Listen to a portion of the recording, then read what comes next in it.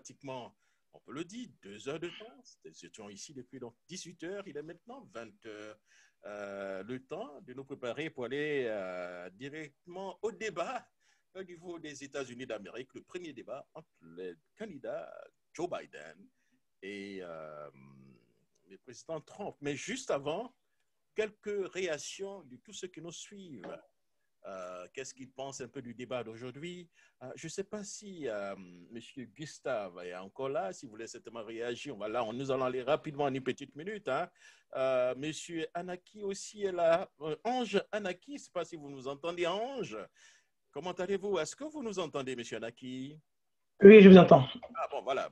Je n'avais pas votre photo, donc je n'ai pas pu vous donner la possibilité de poser votre question. Alors, vous venez de suivre donc l'honorable Kwadwo Kona-Bertin. Est-ce que vous aviez des observations à faire? Hein? Allez-y. Monsieur Biaka ou... Non, monsieur Anaki. Monsieur Anaki, ok. Merci bien, Jacques Roger. Merci bien. Vous l'appelez honorable Kakabe, mais moi, je prends un raccourci pour l'appeler déjà Excellence. Parce qu'il est potentiellement le futur président de la Côte d'Ivoire. Il était vraiment impeccable. Okay. J'ai beaucoup aimé sa sérénité. Et le plus important, il veut vraiment œuvrer pour la paix. Pour la paix, chose très importante que le pays en avait la soif depuis tout le temps. Tous ces messages ont toujours œuvré dans le bon sens de la paix. Regardez par exemple si le prochain président de la République, regardez par exemple son projet d'amnistie. Je pense que c'est superbe, c'est impeccable. Il faut que tout le monde rentre au pays. Le président Laurent Gbagbo, ainsi que son frère, notre grand frère Charles Blé Goudé. Il faut que tout le monde rentre au pays pour qu'on puisse faire véritablement la réconciliation. Et pour ça, vraiment, chapeau à l'honorable, pour ne pas dire excellence, Kakabe. Kakabe qui est déjà bien connu de la maison leader, en tant que délégué leader. Il est bien connu de notre maison Leader House. Et pour ça, c'est vraiment soutien. Mais encore bonne chance pour les élections. Merci bien. Merci beaucoup, monsieur Ange Patrick Anaki. Voilà. Ange, vous êtes dans quel état, vous? Je suis à Cleveland, Ohio, état d'Ohio. Ah oui, c'est là-bas où j'étais. Voilà. Merci beaucoup. Ça, c'est l'état, donc, voilà, de l'ancienne région de Lebron. C'est bien ça. Hein, voilà. Alors, nous venons du côté de l'état du Maryland avec l'omniprésent, voilà, M. Biaka. Comment ça va, cher ami Biaka? Merci, cher frère. Et encore, merci pour nous avoir invité ici sur le plateau, l'honorable Kakabe. Je pense homme politique. Moi, j'ai fait le MESI, je suis syndicaliste et je pense qu'il est dans une posture de quelqu'un qui sait effectivement ce qu'il veut et qui reste sur ses positions. Je pense que tout cela est dû au fait que dans les coulisses, l'honorable a fait tout ce qu'il pouvait pour ne pas qu'on soit à cette date à la situation dans laquelle on est. Et quand on est dans cette posture, la réaction qu'il a est normale. Néanmoins, lui-même, il a reconnu, comme je le lui ai dit, ce qui ressort de tout ce micmac qui se passe politiquement, nous pensons qu'il va avoir ce que moi j'aurais appelé le report des élections. Et même vous-même, vous l'avez souligné tout à l'heure. Donc, je pense qu'il n'aura pas, comme les gens disent déjà, il n'aura pas d'élection. Ce n'est pas qu'il y ait forcément la guerre, mais il y a des intérêts. Général de Gaulle disait que les pays n'ont pas d'amis, ils ont des intérêts. Et les intérêts de la Côte d'Ivoire, dont Kakabe parle, il les défend d'ailleurs, ce qui est une bonne chose, parce qu'aujourd'hui, la génération de Kakabe et nos générations devront défendre notre pays et ne pas être soumis au dictat des colons. Donc, sur ce point, je le rejoins. Mais je voudrais dire que, bon, être sur sa position, c'est vrai, mais dès l'instant où on sait que quand on a un objectif précis et que cet objectif, on ne peut pas l'atteindre parce que la commission électorale et le conseil n'est pas consensuel, je pense que dans ce cas-là, il aurait dû faire come back to it pour voir si, avec les autres, il ne peut pas nettoyer un terrain pour que demain il soit président de la République. Donc, je voudrais vraiment dire que c'était une très bonne émission. Ses réponses sont claires. Il a le sens et je pense qu'il a appris ça de son syndicalisme. Et vraiment, je le félicite. Mais encore une fois, je lui demande de faire attention pour ne pas que demain, il y ait la guerre dans notre pays. Parce qu'en accompagnant le président Alassane Ouattara, il se pourrait qu'au sortir de ces élections, il y ait effectivement la crise. Alors que si nous nous asseyons et discutons, nous pouvons vraiment arriver, comme lui-même l'a dit, permettre au président Alassane Ouattara de rester en Côte d'Ivoire. Tous les ministres qui pensent que quand il va à Kakabe ou bien n'importe qui sera président, ils vont fuir, ils seront là et on va changer. Jacques Roger, ici aux États-Unis où vous êtes, il y a eu une guerre de 1861 à 1865 qui a fait plus de 36 000 morts. Les gens se sont assis un matin et ils ont produit des documents et ils ont dit plus jamais ça. On peut le faire. Et je suis d'accord avec Kakabe qu'on doit le faire. Parce que le président Laurent Gbagbo est aujourd'hui à La Haye, à Bruxelles, Bleu Goudé à La Haye et beaucoup qui sont à l'étranger. Nous devons le faire et je pense que la meilleure voie pour moi, c'est que tout le monde s'asseye et qu'on discute pour aller à quelque chose de bien. Et ce que vous faites, camarade, mon frère Jacques Roger, est une bonne chose et je vous encourage. Encore une fois, je serai la prochaine fois présent pour apporter mon soutien à votre radio. Merci beaucoup. Voilà, merci beaucoup. Merci. Ceux qui ne le savent pas, c'est M. Biaka et fait partie, pour ne pas dire la personne qui a créé donc les conditions pour que nous puissions donc avoir l'union fraternelle donc des Ivoiriens maintenant aux États-Unis d'Amérique après près donc de 10 ans, ou bien on peut parler 20 ans même de, voilà. 30 ans d'existence. Voilà, effectivement. Merci beaucoup, M. Biaka, et surtout portez-vous bien. Voilà, Merci. on va quitter rapidement M. Biaka, et puis aller donc du côté de nos amis qui nous suivent aussi. Hein. Le docteur Jean-Aimé Mouketou, lui, je ne sais pas s'il veut certainement réagir maintenant ou un peu plus tard. Docteur Mouketou, est-ce que vous avez des observations à faire? Docteur Mouketou? Alors, si nous l'avons perdu, on va aller du côté du pasteur Nda. Pasteur Nda, est-ce que vous nous entendez, pasteur? Oui, Jacques, je vous entends très bien. Hein. Alors, avez-vous des observations à faire, pasteur? Bon, Jacques, écoutez, en fait, bon, le message de M. Kakabe n'est pas nouveau. Hein, il a toujours parlé ainsi. Et peut-être qu'il va essayer de faire douter certains, justement par rapport à ce qu'on appelle son optimisme. Là, je ne suis pas d'accord tellement avec le docteur Biaka quand il dit allez, il n'y a personne qui peut s'engager dans une bataille sans être sûr qu'il va gagner. Donc, je pense que l'optimisme est une règle dans toute lutte qu'on veut mener contre un adversaire potentiel, qu'il soit virtuel ou autre. Par contre, ce que je voudrais dire, c'est qu'on ne gagne jamais une bataille lorsqu'on est rempli du désir de vouloir régler des comptes. En d'autres termes, une bataille qui se fait avec des contentieux qui ont besoin d'être vidés peut parfois avoir un goût amer. Je pense que l'heure est venue où il faut préparer ce qu'on appelle le terrain de la bataille. Et le terrain de la bataille commence par la nécessité de s'asseoir et comprendre quelles sont les raisons, les motivations pour lesquelles nous nous engageons dans une certaine bataille. Et je pense que là, M. Kakabe devrait dépasser le stade de la leçon à donner pour arriver au stade de celui qui veut convaincre que c'est la voie à suivre. À partir de ce moment-là, il sortira de l'état de juge à celui de contributeur. C'est une notion extrêmement importante lorsque il y a des enjeux d'une telle importance. C'est ce que je peux retirer de toi. Son bras de fer avec Guy Kawé est sérieux et c'est un bras de fer qui peut empoisonner pas seulement le PDCI, mais toute l'intelligentsia, n'est-ce pas, politique. Et je pense que M. Kagame gagnerait. D'acharnement, voilà, contre l'honorable Kwadwo Konabet. On peut parler d'acharnement ou bien selon vous, ça fait partie de la vie politique? Oui, l'acharnement, oui, mais en même temps, le souci de vouloir prouver quelque chose. Kagame n'a rien à prouver. La seule chose qu'il a à prouver, c'est qu'il est présidentiable.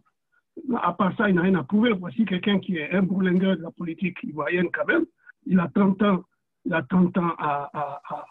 quand même au PDCI. Il en a vu des vertes et des pas mieux.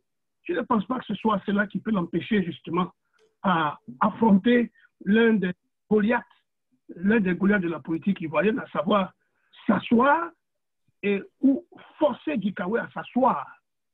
Parce que quelque part, à travers la sortie de Kagame, qui se présente ou qui ne se présente pas, il y a la question qui aujourd'hui va friser surtout ce qu'on appelle, surtout les partisans.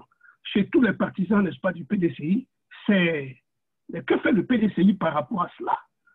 Si le PDCI n'est pas capable d'aborder un seul élément, il s'agit de Kagame, pour l'amener à s'asseoir et discuter, alors la question est est-ce que le PDCI est toujours ce parti qui a l'habitude de dialoguer véritablement?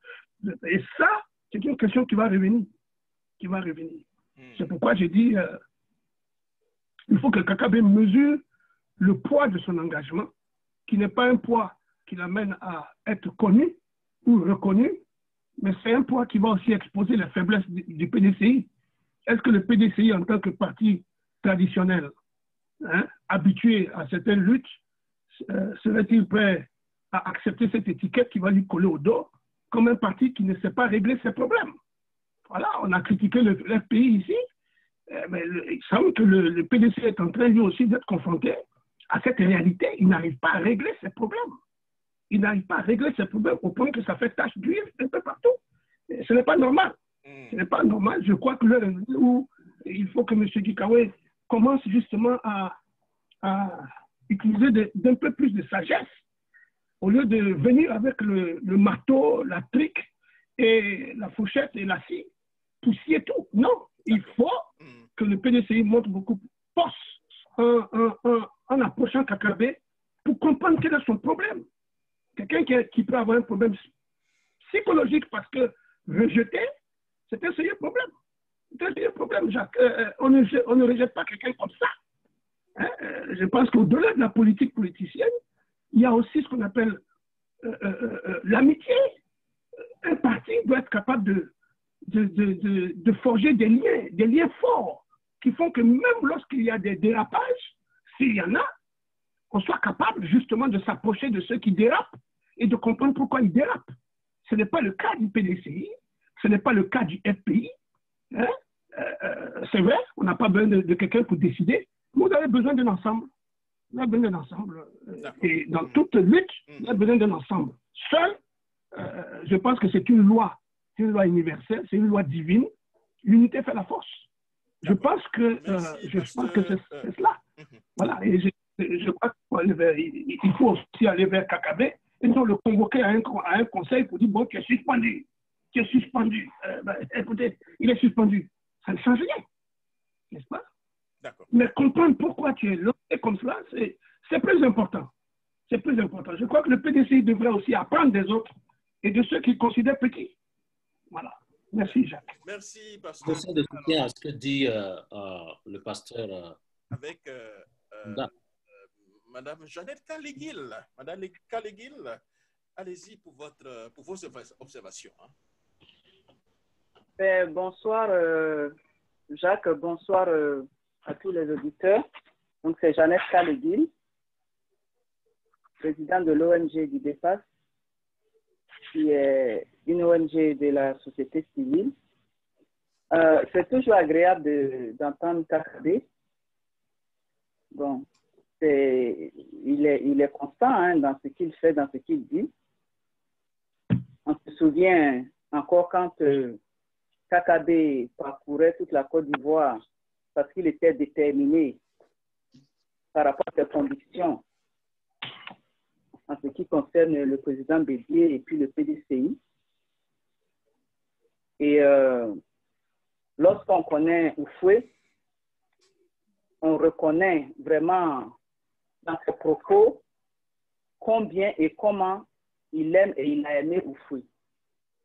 Donc, on sent que c'est vraiment un produit pur du PDCI. Et ce qui ressort aussi dans ses propos, on retrouve un peu le style méciste.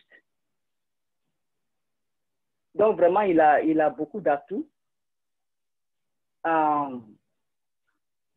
Mais moi, je suis un peu, à l'entendre, permettez-moi de dire que je suis un peu déçu. Déçu parce que bon, le facteur Inda a touché quand même un point, c'est-à-dire quelqu'un qui est frustré. Et ça se sent dans sa voix. Oui, mais j'allais vous poser la question. Qu'est-ce qui vous dit qu'il est frustré, madame? J'allais vous poser la question. Et donc, ce que je voulais dire, c'est que on sent de la rancœur vis-à-vis de son parti, de la rancœur vis-à-vis des leaders, disons, politiques en Côte d'Ivoire. Et on a même l'impression qu'il en veut même à presque tous les Ivoiriens. Parce qu'il veut faire des choses. Il a envie de faire des choses. Il se sent capable. Mais il y a beaucoup de choses qui font qu'il est freiné maintenant, ces choses. Qu'est-ce que c'est exactement? Est-ce qu'il se donne les moyens de le faire? Je pose la question comme ça, mais dans le ton, la manière dont il s'exprime. Et même au téléphone, je sens même un peu les gestes qu'il est en train de faire pour vraiment démontrer comment est-ce qu'on ne lui donne pas l'espace qu'il veut avoir, la considération. Il est en train de vraiment réclamer de toutes ses forces. Parce qu'il a cité les efforts quand même qu'il a fait en allant vers le président Laurent Gbagbo, en parcourant tous les autres chefs d'État pour vraiment essayer de... Je veux dire, c'est quand même beaucoup de choses à la fois. Et en retour, il ne reçoit pas vraiment ce qu'il veut recevoir. Et particulièrement du PDCI. Maintenant, ce que je suis en train de dire, nous sommes dans une période où, pour moi, les Ivoiriens ont besoin de se retrouver. Les Ivoiriens ont besoin de s'entendre. Les Ivoiriens ont besoin vraiment de mettre l'énergie, les forces ensemble. Et c'est dans ce sens-là que je suis un peu malade, un peu quoi. Parce que je ne sens pas. C'est vrai, il y a eu beaucoup de... KKB, il a reçu beaucoup de coups. Il a reçu beaucoup de coups. On se souvient encore où, un peu trois, on le tape ici, et puis on le voit un peu dans les... Enfin, il a beaucoup de... Donc, il est arrivé à un point où il s'est dit, écoutez, moi, je me lance. Peu importe ce que vous allez penser de moi, peu importe. Or, aujourd'hui, il a fait beaucoup de choses, il a besoin qu'on le reconnaisse, mais on sent dans sa voix qu'il y a un problème, quoi. Il faut qu'on l'aide. Donc, c'est dans ce sens-là que je suis un peu... Ça me fait un peu de la peine. Je voudrais vraiment que les Ivoiriens trouvent un moyen de parler de paix, d'apaisement, de réconciliation, de dialogue.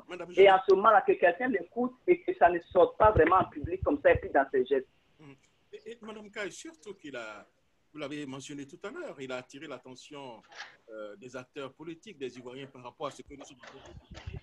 Et du coup, aujourd'hui, il est perçu comme...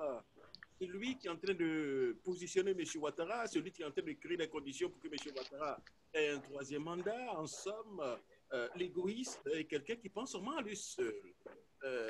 On peut réellement comprendre un peu sa frustration, Mme Jeannette Carr. C'est vrai. Bon, malheureusement, il n'est pas, c'est ce qui ressort dans son parler, mais malheureusement, il n'est pas le seul.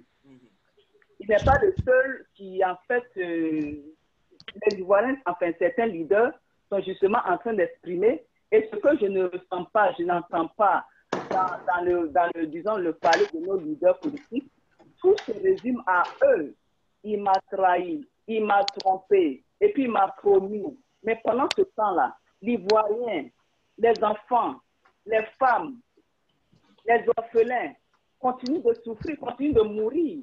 Mais le dialogue, tout ce qu'on entend de ces leaders politiques, leur engagement, ils s'engagent parce qu'on leur avait promis quelque chose. Ils s'engagent parce que ils ne reçoivent pas ce qu'on leur avait promis. Mais je n'ai pas encore entendu un des leaders dire non, voici ce qu'on avait promis pour les Ivoiriens et ce n'est pas en train de se faire. Par conséquent, moi, je vais faire ceci. Jusque-là, on n'est pas en train d'entendre ce type de conversation, ce type de raisonnement. Beaucoup sont frustrés, soit parce que les partis politiques, on ne les a pas intégrés, on n'a pas fait... C'est vrai, on prend l'exemple sur les États-Unis. Mais vous regardez bien les États-Unis, les leaders politiques, si dans leur parti politique, ils ne sont pas considérés, qu'est-ce qu'ils font? Pour ceux qui sont enseignants, ils retournent enseigner. Pour ceux qui sont dans les affaires, ils retournent dans leurs affaires. Mais cela ne veut pas dire qu'ils ne sont toujours pas dans leur... c'est pour dire qu'ils ont déjà quelque chose de solide qui leur permet de retomber sur leurs jambes sans pour autant en vouloir vraiment au monde entier. Et aujourd'hui, nos leaders politiques, ils en veulent à la fois profondément. Ils en veulent aux Ivoiriens profondément. Et jusque-là, je n'ai pas encore vu un leader politique de mettre vraiment le besoin de la Côte d'Ivoire, qui a besoin vraiment de se retrouver, de se réconcilier avec elle-même, avec ses enfants, avec son sol, avec son air, avec son environnement. Je ne vois pas encore un leader politique vraiment nous parler de cela, quoi. Et moi, j'ai envie d'entendre cette belle musique que jusque-là, je n'arrive pas à entendre. Et bon, dernière question. Madame Kara, beaucoup d'Ivoiriens pensent que le moment est arrivé, seulement la Côte d'Ivoire, la candidature de M. Kwadio Pona-Bertin, afin de faire un front commun. C'est qu'on est jusqu'au bout,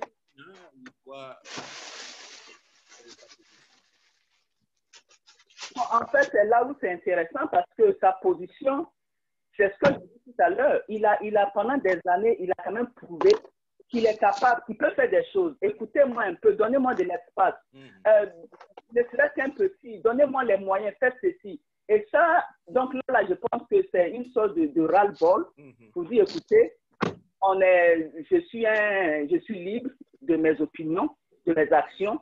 Je vais aller, je me casse la tête, je m'appelle KKB et c'est KKB qui se casse la tête.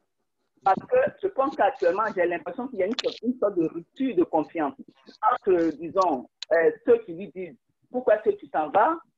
que ce soit des individus comme des leaders politiques, parce qu'il se dit « Mais écoutez, moi j'ai parlé, vous ne m'avez jamais écouté. Pourquoi vous voulez aujourd'hui que moi je vous écoute ?» Enfin, moi je suis en train de traduire ce que je ressens, ce que je comprends à travers tout ça là. Donc, pour lui, ce n'est pas un engagement de dire « Je sauve la Côte d'Ivoire, bien je ne sauve pas la Côte d'Ivoire ». Il a envie de prouver qu'il peut faire quelque chose. Il a envie de prouver qu'il a besoin d'un espace pour s'exprimer. Et le pasteur Inda, il a dit tout à l'heure, parce que quand une personne se sent isolée, se sent rejetée, à un moment donné, il y a une réaction. Et cette réaction-là, si elle n'est pas contrôlée, elle peut faire des choses et puis ça peut aller vraiment dans le sens vraiment contraire. Et c'est ce qu'il est en train de faire. Au début, il avait allé voir le président Laurent Gbagbo. Je me souviens comment est-ce qu'il a été traité quand il a commencé à parler de réconciliation. Aujourd'hui, on parle de réconciliation, mais qui est en train de donner l'espace pour dire, écoutez, hier, c'était toi qui avais initié, disons, la conversation avec, je donne un exemple, avec le président Laurent Gbagbo. Pourquoi est-ce que dans ce groupe-là, tu ne sois pas celui qui pilote, disons, parce que tu avais déjà une idée, donc cette idée, pourquoi est-ce que tu ne peux pas piloter? Je vais dire qu'il y a des initiatives qu'il a quand même prises jusque-là, mais il n'a pas encore, que ce soit même sur la scène nationale ou bien au niveau de son parti, on ne lui a pas donné cet espace. Donc quand c'est comme ça, c'est facile pour quelqu'un pour dire, bon, on ne m'écoute pas, peut-être ici on m'écoute, je vais tenter ma chance. Et ça c'est vraiment un sentiment que n'importe qui peut avoir, même à la maison. Si vous avez des enfants et qu'il y a un enfant qui est tout le temps en train d'être marginalisé, rejeté, isolé, ainsi de suite, un beau matin, il va avoir un ras-le-bol et puis il va poser des actes. Et vous allez dire, mais pourquoi est-ce que tu fais ça? Tu n'aurais pas dû faire ça. Mais malheureusement, la personne a atteint un certain niveau où elle se dit, écoutez, moi, il faut... Parce qu'on a souvent besoin de liberté pour exister. On a besoin d'avoir son soi, ce qu'on est nous-mêmes, notre identité, pour pouvoir vivre.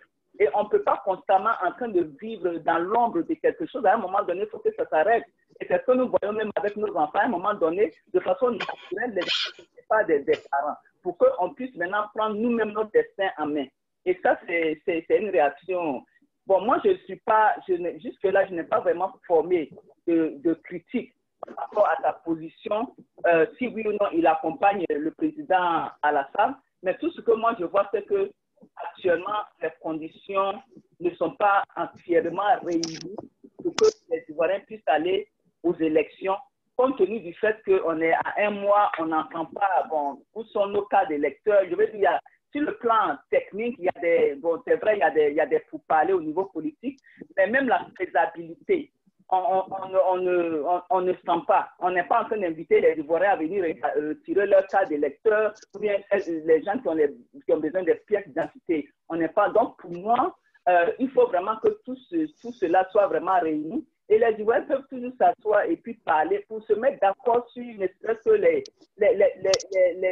points vraiment élémentaires pour que les Ivoiriens soient protégés. Parce que c'est vrai, les adultes sont en train de parler, mais n'oubliez pas que nos enfants sont en train de nous regarder. Quelle image nous sommes en train de projeter? Quelles leçons nous sommes en train de donner à nos enfants? Merci. Donc, à un moment donné, on doit vraiment surmonter un peu, actuellement, ce que nous voyons, il y a beaucoup d'égoïsme dans vraiment les contributions, les discussions et autres. Bon, peut-être qu'en, disons, reportant les élections, les gens, ça va vraiment calmer tout le monde et on pourra tranquillement réfléchir à beaucoup de points. Et là, les personnes comme M. Kakabé, ils auront l'opportunité de vraiment mieux exposer, exprimer ce qu'elles ressentent. Donc, voilà un peu mon point de vue. Merci beaucoup, Madame Jeannette Kaligui.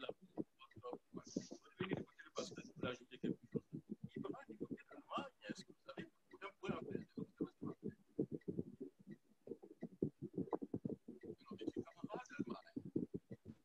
faire? Jacques, ton micro.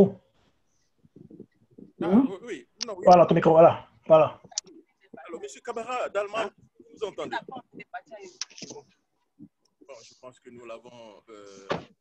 Voilà, nous allons nous apprêter carrément à aller au débat. Pour les autres, je vous promets, nous allons avoir la possibilité de revenir parler un peu donc, de ce débat un peu plus tard. Alors, Pasteur Nda, on va aller directement à la conclusion. Allez-y pour votre mot de fin. Oui, Jacques, merci. Je pense que c'est assez intéressant. Je crois qu'il y a aussi une donne qu'il ne va pas falloir négliger, qui ressort pratiquement au niveau de tous les partis, quels qu'ils soient. Les fondateurs de ces partis, les nouveaux fondateurs ou ceux qui ont pris après ceux qui l'ont arrêté, vont être confrontés à de nombreuses réformes. Je pense que ce que nous vivons avec Kakabé est quelque chose de fondamental dans ce qu'on peut appeler le changement. Le changement, oui, parce qu'au niveau du PDCI, vous avez des gros sabots qui arrivent et qui vont déposer leur valise certainement là-bas. Je crois que M. Gikawe devrait être préparé à cela. En d'autres termes, un parti qui refuse le changement, n'est-ce pas, que peut apporter de nouveaux entrants ou une nouvelle vision, ne peut que s'écrouler et finir dans le ravin. Aujourd'hui, la France est confrontée à une crise. Les gens ne voient pas cette crise. La crise qui frappe la France aujourd'hui, Jacques, c'est la crise Sarkozy. Sarkozy est arrivé et à lui seul, il a réussi à mener une telle confusion au niveau des leaders français. Mais cette confusion a eu des conséquences sur la Côte d'Ivoire. Ouais, avec David Le Pen, Alioune Marie, toutes ces personnes, comment il s'appelle, je crois que c'est Balladur, comment il s'appelle, je ne sais pas si c'est lui, il y en a d'autres qui ont tous. Oui, sans compter ceux qui sont à côté. Marine Le Pen, Hollande n'a pas pu diriger à cause de cela. Macron est en train de s'écrouler à cause de cela. Jacques, nous assistons à l'ère avant et après Sarkozy, avant, pendant et Sarkozy. Et ça, c'est inquiétant. Voir que le changement aujourd'hui, Jacques, soit en train d'avoir de tels répondants négatifs au niveau de la France, mais également au niveau de la Côte d'Ivoire. Et c'est pour ça que Sarkozy n'a pas pu aller plus loin. Mais il est en train de vivre tout ce qu'il a apporté comme confusion au niveau de la France. Jacques, Kakabé ne voit pas l'impact de son choix. C'est un impact très fort. Et cet impact, s'il est mal géré, peut emporter toute l'intelligentsia, du moins l'ancienne intelligentsia politique de la Côte d'Ivoire, Jacques. toutes tendances confondues. Donc, merci pour cela. Merci pour nous avons entendu ce soir. Merci. C'est pour dire ça. Je crois qu'il y avait... Voilà, merci. Rapidement, je crois qu'il y avait, je ne sais pas si c'est M. Biaka qui voulait faire un petit point rapide, je ne sais pas si M. Biaka ou bien c'est M. Ange. Rapidement, et puis nous allons clôturer. M. Biaka ou bien M. Anaki, allez-y rapidement. Vous nous suivez encore. Nous sommes en ligne. Oui. Oui. Voilà, allez-y, c'est bien. Nous allons avec peut-être vous deux. Alors, M. Biaka, rapidement, et puis nous revenons du côté de M. Ange. Allez-y. Ok, je veux qu'Ange prenne d'abord la parole et puis je vais prendre après. Ok, d'accord. Ange, allez-y. Ok, j'aimerais faire une synthèse du docteur Nda avec Mme Jeannette. Vous savez, je pense que le Nora Kakabe a été mal compris. En fait, il voulait faire la politique autrement dans le PDCI. OK? Et voilà, aujourd'hui, bon, les gens disent que c'est un traître, il est le mal-aimé du PDCI, il est toujours en conflit avec les vieux de la vieille, pour ne pas dire un Gikawe et autres. Mais non, je pense qu'il veut faire la politique autrement, c'est tout. Dans le PDCI. Le PDCI, c'est un parti pour qui nous demandons tous un respect maximal, OK? Mais vous savez, le temps avance, la politique change de temps en temps, d'année en année, la politique change. Et il voulait faire simplement la politique autrement dans le PDCI. Malheureusement, il faut le dire, il a beaucoup encaissé. Oui, il en a beaucoup encaissé. Nous sommes tous ici témoins, il a encaissé. Et aujourd'hui, il a pris son destin en main. Il a pris son destin en main. Malheureusement, on aperçoit de gauche et de droite, les gens les traitent de tous les noms, qu'il s'est vendu, il s'en va accompagner Ouattara parce qu'il a perçu 500 millions. Il y a plein d'autres choses qui se disent. Mais je pense que par-dessus tout, il a juste pris son destin en main. C'est vrai que dans le processus, il y a des frustrations, mais il faut comprendre que, en fait, les coups qu'il a reçus lui ont forgé un moral d'acier, en fait. C'est ce qu'il faut souligner. Et c'est très important de le souligner. Donc, je pense qu'il fait chemin seul. Bien entendu, on voit son background très, très fort de Félix Houphouët-Boigny, OK, du PDCI, oui. Mais dans ça, il a créé, si vous voulez, une autre synergie de faire la politique autrement dans le PDCI. Et c'est ce que, disons, les vieux de la vieille ne comprennent pas, en fait.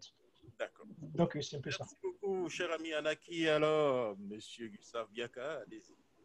Oui, merci. Je pense que, analyse faite, je pense que Madame Leguil et Monsieur le pasteur Nda ont fait l'analyse et de très bonnes analyses. Mais je veux dire que Kakabe, comme le disait tout à l'heure Ange, c'est un révolté. Et quand on est révolté, syndicalement, c'est difficile. Mais là encore vient le problème de nos partis politiques. Parce que dans un parti politique, pour moi, il peut exister une divergence de vues. Mais dans cette divergence de vues, il faut s'accorder. Mon parti, que j'appelle le RPI, est aujourd'hui divisé depuis plus de 9 ans. Tous les moyens n'ont pas été mis à la disposition de la réconciliation. Aujourd'hui, le problème de Kakabe vient du fait de la gestion du PDCI-RDA. Kakabe trouve qu'au niveau du PDCI, qui est un parti démocratique, il n'y a pas de démocratie. Pourquoi le président Bédié, qui est si fort, a peur d'aller à un congrès et que Kakabe soit candidat? Pourquoi on lui retire sa candidature? Mais c'est des problèmes que nous vivons. Et dans ce cas-là, Kakabe a parfaitement raison. Parce que dans la vie, vous avez un objectif bien fixé et vous allez avec cet objectif. Et c'est ce qu'il fait. Maintenant, situation à analyser au niveau de notre pays fait que, en allant aux élections, il donne une porte ouverte. Mais je t'apprends, cher ami et cher téléspectateur, qu'il n'y aura pas d'élection parce que la France ne laissera jamais la Côte d'Ivoire aller à cette élection-là pour qu'elle perde tout ce qu'elle a en Côte d'Ivoire. Donc, je veux dire que, bon, quand les choses vont se mettre à plat, et que Kakabe va revenir dans de bonnes conditions, parce que ce que nous voyons, c'est que nous avons au moins peut-être 6 mois de repos pour qu'on mette tout à plat. Et vous allez voir d'ici peu, on n'est pas des génies, on suit les mêmes traces. Ce qui s'est passé hier, c'est la même chose qui se passe avec cette communauté qu'on appelle la communauté internationale, qui gouverne nos pays et qui donne des présidents à nos pays. Cette fois-ci, ils nous ont donné un président et ils ne sont pas d'accord. Donc, ils vont venir l'enlever. Mais on ne veut pas que ça soit fait dans la guerre. Et c'est pourquoi nous intervenons. Donc, moi, je suis entièrement d'accord avec la manière de faire des Kakabe, mais à la fin, il faut qu'il se trouve une réflexion pour dire finalement, je suis arrivé à ce que je voulais faire, mais mon pays vaut mieux que tout ça. Et que pour mon pays, je vais accepter, parce que la Constitution, certes, dit que les élections vont avoir le 31 octobre, mais notre loi fondamentale aussi, il y a des prérogatives. Quand l'article 48 le disait aussi, quand les conditions ne sont pas réunies, on ne peut pas aller aux élections. Tout à l'heure, Jeannette Kalleguil l'a dit, les cartes ne sont pas produites. Moi, je n'ai pas encore reçu mes cartes.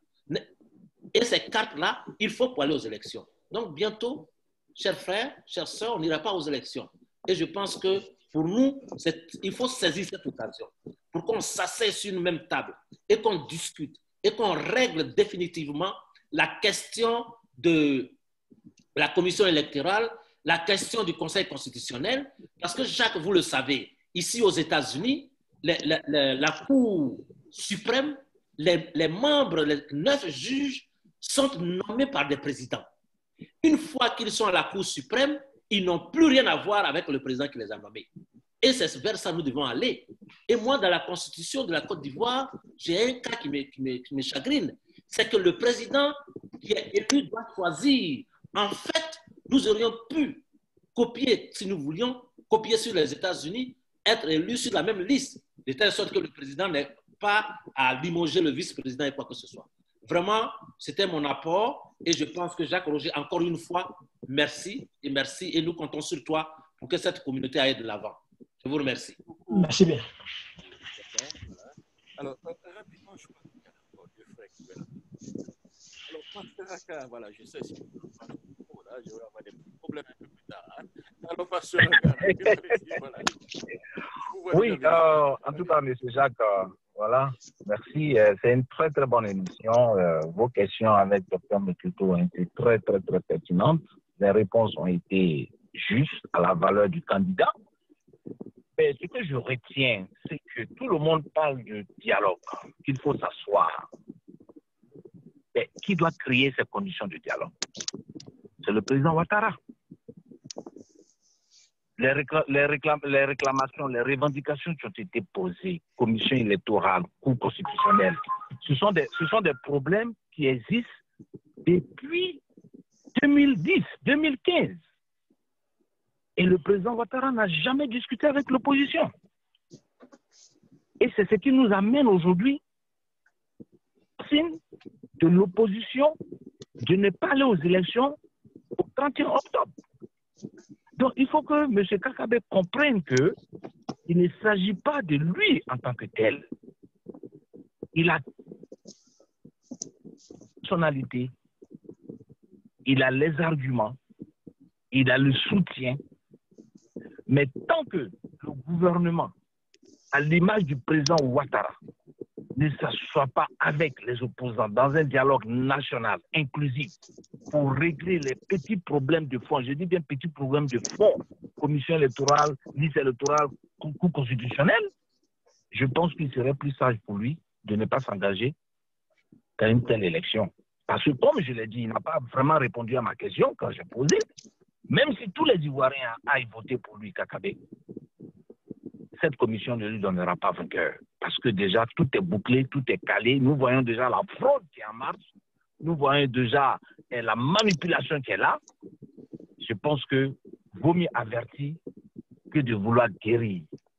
Et ça serait un désastre parce que quand les Ivoiriens iront voter et que leur vote ne sera pas pris en considération, ça va créer plus d'une révolution et ça va devenir encore des morts, des crimes, des violences. C'est pour cela qu'il faut arrêter cette élection.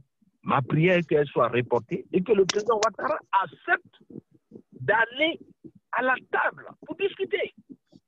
qui n'a pas besoin d'envoyer son premier ministre ou son secrétaire général. On veut lui-même. Il peut s'asseoir avec ses candidats, avec tout le monde pour parler. Avec la nation ivoirienne, la société civile, les organisations, tout le monde pour parler. Mais depuis qu'il est au pouvoir, comment tu peux diriger un pays qui est sorti d'une crise post-électorale depuis 2010 et jamais qu'il y a eu un dialogue national? Où est-ce que nous en sommes? Moi, à la place de Kakabé, quelles que soient mes valeurs, je n'irai pas à cette élection. Hormis tout ce qu'on peut dire, il peut y avoir ses problèmes, le PDCI, mais aujourd'hui, ce n'est pas une affaire de PDCI, c'est une affaire de la Côte d'Ivoire. Il faut qu'il le comprenne. Sinon, il a des compétences et nous l'aimons beaucoup. Merci. Moi, personnellement, je le connais depuis Paraguay parce que j'étais l'un des fondateurs du Centre Pilote. S'il est là encore, il va me comprendre. Allez-y, Dr Bamba. Merci. Dr Bamba, votre conclusion. Voilà, allez-y. Voilà, merci, commandant. J'ai apprécié un peu cette opportunité. Il faut quand même dire, n'est-ce pas, que j'ai été beaucoup impressionné par l'intervention de l'honorable Kakabé. Sa volonté, n'est-ce pas, d'aller au dialogue, à la cohésion sociale, n'est-ce pas, c'est positif. Tout ça, c'est positif. J'ai aussi apprécié son panafricanisme, n'est-ce pas, pluraliste, où j'ai noté, par exemple, son panafricanisme lingo-linguistique, le Dioula, le petit Dioula, là, et ensuite un panafricanisme de libération mentale. Voilà, il rejoint publiquement le penseur Soro Guillaume, n'est-ce pas, comme leader très influent en Côte d'Ivoire, bien plus ou moins influent en Côte d'Ivoire, avec l'étiquette, n'est-ce pas, du panafricanisme pluraliste.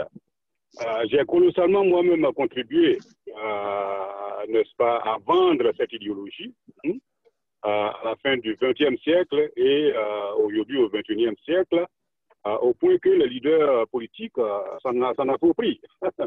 Je suis l'homme le plus heureux, commandant.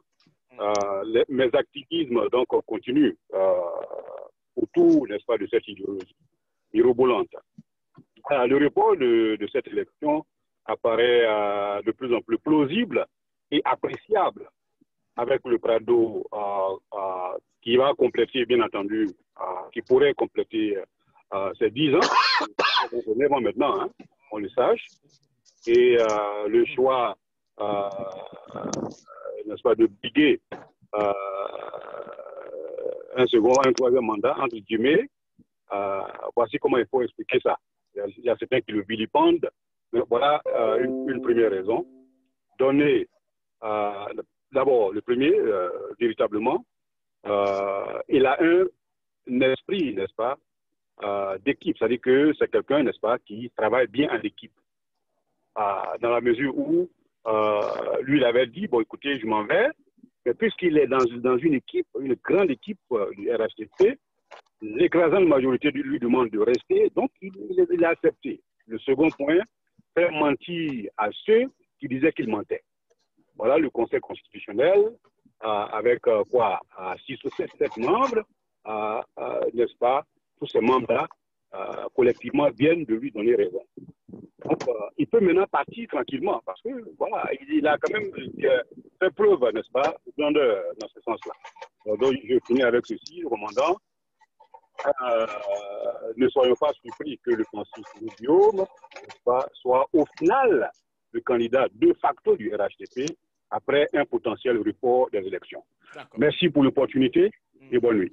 Voilà, merci pour l'opportunité. Bien, cher ami, pour les autres, là, je crois voilà. Alors, merci. Et rendez-vous pour notre mission une autre fois. Merci, Madame Khalil, Pasteur Dr. Moutou. Je ne sais pas s'il est encore là ou bien il est derrière. Dr. Jacques le micro. Jacques Roger. Une minute, Dr. Mouketou, est-ce que vous êtes là? Jacques Roger, je suis là. Hein? Allô? C'est qui, là? Allô, Jacques? Oui. Allô? Oui, Jacques. Oui. Jacques. Voilà. Dr. Mouketou? Jacques, oui. Dr. Jacques. Oui. Jacques Roger, je pense que c'est l'honorable Kakabé. L'honorable Kakabé. Je crois que l'honorable Kakabé est là. Encore, voilà. On va permettre à l'honorable de faire un petit point rapide. Non. J'ai joué le bord pour écouter les critiques. C'était pas intéressant. Vous avez joué les bons espions, là. Bon espion. Nous, on sait qu'il est là, de toute façon. Non, mais c'est intéressant dans la vie d'écouter aussi ce que les autres pensent.